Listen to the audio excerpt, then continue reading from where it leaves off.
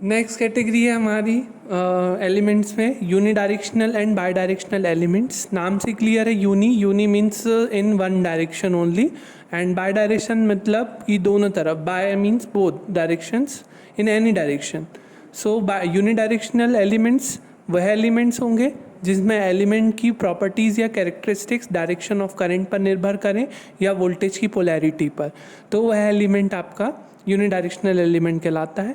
Unidirectional element जैसे कि हम एग्जांपल में बोल सकते हैं डायोड्स और ट्रांजिस्टर्स। डायोड्स हम जैसे जनरली पीएन जंक्शन डायोड हमने बेसिक इलेक्ट्रॉनिक्स में पढ़ा था, तो पीएन जंक्शन डायोड में जब पी पॉजिटिव से एन नेगेटिव से जुड़ा हुआ होता था तभी वह डायोड फॉरवर्ड बायस कंडीशन में होता था और कंडक्ट करता था, और यही स्थिति में जो करंट है फॉरवर्ड करंट फ्लो होती थी। इसी प्रकार से जब डायोड्स में पी नेगेटिव से और एन पॉजिटिव से जुड़ता था तो डायोड रिवर्स बायस हो जाता था, ओपन सर्किटेड हो जाता था और उससे कोई करंट फ्लो नहीं होता। इसलिए जनरली डायोड्स को हम यूनिडायरेक्शनल की कैटेगरी में रखते हैं। और ट्रांजिस्टर्स जो है उसमें भी हम जब कॉन्फ़िगरेशंस पढ़ते थे जैसे कॉमन बेस कॉन्फ़िगरेशन, तो जब तक कि emitter base junction forward bias और collector base junction reverse bias नहीं होते थे तब तक ट्रांजिस्टर जो है वो एक्टिव रीजन और एक्टिव मोड पर काम नहीं करता था और ट्रांजिस्टर वर्किंग में नहीं होता था। तो इस प्रकार से डायोड्स और ट्रांजिस्टर्स सेमीकंडक्टर डिवाइसेस जो है ये डायरेक्शन ऑफ करंट और वोल्टेज की पोलैरिटी पे निर्भर करते हैं, इसलिए ये जो हैं ये एलिमेंट्स यूनिडायरेक्शनल एलिमेंट्स की कैटेगरी में आते हैं। वहीं बाई डायरेक्शनल एलिमेंट्स में इसके जस्ट अपोजिट, जब किसी एलिमेंट की प्रॉपर्टीज़ या कैरेक्टरिस्टिक्स डायरेक्शन ऑफ करंट या उसकी वोल्टेज पोलैरिटी पर निर्भर करें तो वैसे एलिमेंट्स हमारे बाई डायरेक्शनल एलिमेंट्स होते हैं। इसमें जो एग्जांपल हो सकता है रेजिस्टर हो सकता है, जैसे कि रेजिस्टर में किसी भी डायरेक्शन से करंट आए, resistance will dissipate the amount of energy in the form of heat. तो जनरली रेजिस्टर जो है वो एनर्जी डिसिपेशन का ही काम करता है और उसमें कोई भी डायरेक्शन ऑफ करंट कहीं से भी हो और वोल्टेज की पोलैरिटी कुछ भी हो उससे उनको कोई फर्क उससे कोई मतलब नहीं होता, उसका फंक्शन वही होता है जो उसे करना है। तो रेजिस्टर्स को हम जनरली बाई डायरेक्शनल एलिमेंट कह सकते हैं।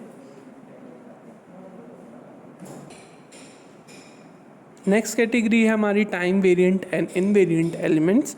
टाइम वेरिएंट नाम से क्लियर है और टाइम वेरिएंट जो कि टाइम के अकॉर्डिंग जो एलिमेंट्स चेंज होते हैं, जिसकी वैल्यू बदलती हो टाइम की रिस्पेक्ट में, तो वो एलिमेंट्स हमारे जनरली टाइम वेरिएंट एलिमेंट्स कहलाते हैं।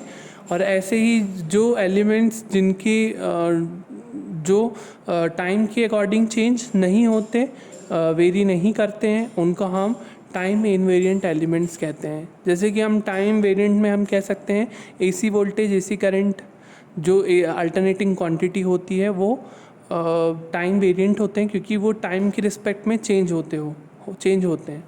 और इनवेरिएंट हम वही डीसी वोल्टेज और डीसी करंट को कह सकते हैं जो कि टाइम के अकॉर्डिंग चेंज नहीं होते, टाइम इनवेरिएंट एलिमेंट्स होते हैं। तो इस प्रकार से हम टाइम वेरिएंट और इनवेरिएंट एलिमेंट्स भी कह सकते हैं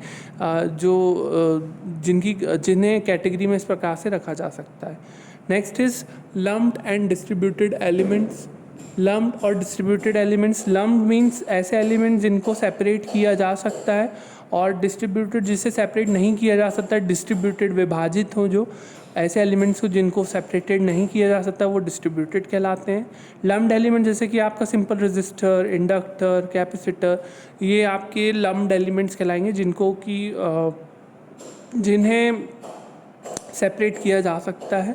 परंतु यही एलिमेंट्स अगर ट्रांसमिशन लाइंस में हो, ट्रांसमिशन लाइन में जनरली इंडक्टेंस, कैपेसिटेंस और आपका रेजिस्टेंस जो है वो डिस्ट्रीब्यूटेड होता है, तो ट्रांसमिशन लाइन में इन एलिमेंट्स को सेपरेट नहीं किया जा सकता, जिसके कारण से ये जो एलिमेंट डिस्ट्रीब्यूटेड कहलाते हैं।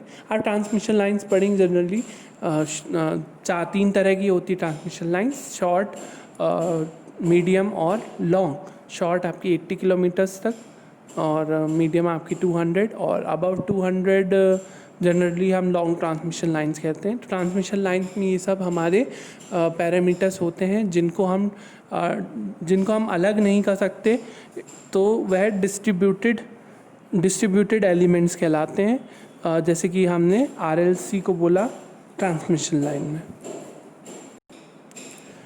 इसके साथ साथ आपको एक काम दे रहा हूँ मैं, यह है कि आपको पढ़ना है रेजिस्टेंस के बारे में, कंडक्टेंस, रेजिस्टेंस लॉस के बारे में, ओम के नियम के बारे में, कैपेसिटर के बारे में, इंडक्टर के बारे में, series of parallel combination of resistance के बारे में, star delta connection of resistance के बारे में। रेजिस्टेंस आपने जनरली पढ़ा है, it is the opposition to the current, flow of current offered by a device, and this device is known as resistance. Conductance, it is a reciprocal of resistance, it is represented by G, इसे हम G से represent करते हैं, जिसे G = 1/R लिखते हैं, और resistance generally R, और रेजिस्टेंस लॉस जो होते हैं, रेजिस्टेंस = ρL/A हम लिखते हैं, जिसमें रो स्पेसिफिक रेजिस्टेंस या रेजिस्टिविटी होती है, L लेंथ, और एक area of cross section of conductor, L जो होती है लेंथ ऑफ कंडक्टर। तो आपने रेजिस्टेंस लॉस भी पढ़ा है, ओम के नियम भी आपने पढ़ा है, जो आपने फिजिकल कंडीशंस को कांस्टेंट रखकर जो आपका voltage drop across any element होगा वो डायरेक्टली प्रोपोर्शनल होगा to the current flowing through it. और इसमें हमने V = IR के फॉर्म में हमने ओम का नियम पढ़ा है, ये भी आपने चीज़ें पढ़ी हुई है।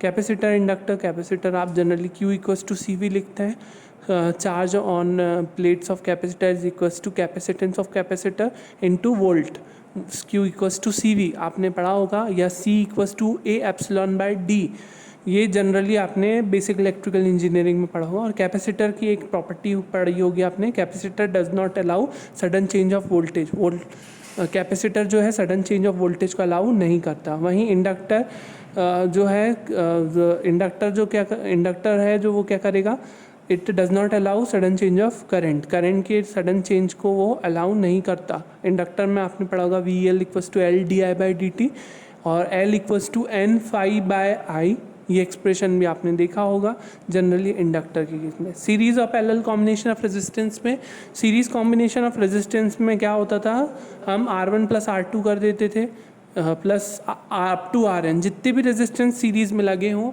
उनको हम प्लस कर देते थे, तो हमारे वो सीरीज़ रेजिस्टेंस जो है प्लस हो जाते थे। Parallel resistance 1/R equivalent = 1/R1 + 1/R2, इस प्रकार से हम पैरेलल रेजिस्टेंस का इक्विवेलेंट रेजिस्टेंस निकालते थे। स्टार डेल्टा कनेक्शन ज़रूर से पढ़ लीजिएगा कि स्टार कनेक्शन ऑफ रेजिस्टेंस को हम डेल्टा में करें या डेल्टा को स्टार में, क्योंकि समय समय पे क्वेश्चंस बहुत पढ़ने आपको इसमें, ये सब्जेक्ट जो आपका है वो मान के चलिए 60 to 70% न्यूमेरिकल ही आएंगे इसमें, तो उसमें आपको बहुत यूज़ होगा। तो ये सारे टॉपिक्स आपको तैयार करने हैं आज ही।